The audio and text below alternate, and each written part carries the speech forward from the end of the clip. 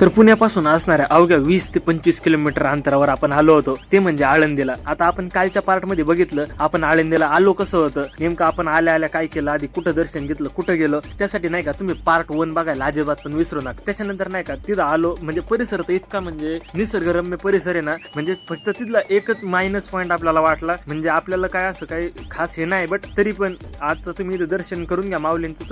तुम्ही घरी बसल्या कारण आपण कुठं बी जाऊन तुम्हाला दर्शन करूनच दाखवेन. आणि तिथं एक मॅप होता, म्हणजे मॅपवर असं सगळं लिहिलेलं होतं नेमकं कुठं काय गेलं पाहिजे, कुठं दर्शनाला गेलं पाहिजे. इथं श्री गुरु नाही का हैबत बाबांची समाधी समथिंग मंदिर टाईप काहीतरी होतं, तिथं आपण दर्शन वगैरे घेतलं परत निघलो होतो बाहेर. आता बाहेर आल्यावर नाही का तिथं म्हणजे मेला टाईप म्हणजे एक समथिंग दुकानं वगैरे लागलेली होती, छोटी दुकानं वगैरे लागलेली होती. तिथं जरा हिंडलो फिरलो आपण, पुस्तकांची दुकानं वगैरे होती. आणि फिरता आपल्याला म्हणजे फार संध्याकाळ पण झाली होती, म्हणजे इतकी पण नव्हती झाली बट संध्याकाळ झाली होती तिथं. आणि आपल्याला इथला मायनस पॉईंट म्हणजे वाटला ती म्हणजे नदीची स्वच्छता. अजिबात पण नदीची स्वच्छता नाही तिथे. गेल्या नदीचा वास येतोय, म्हणजे एकदम अस्वच्छता तर इतकी ना काय सांगूच नका. म्हणजे आपल्याला त्याला नावं ठेवायची विषय नाही, बट लय अस्वच्छता आहे तिथं. आपल्याला असं दिसून आलं बघ तिथं गेल्यापासून.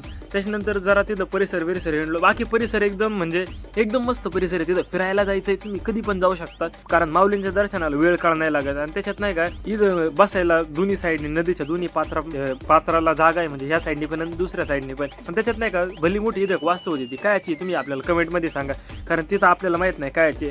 तिथं मस्तपैकी संध्याकाळी ज्यूस वगैरे पिलो आणि रात्रीचं निघलो आपण परतीच्या प्रवासाला. तर फॉलो करून घ्या, फॉलो करायला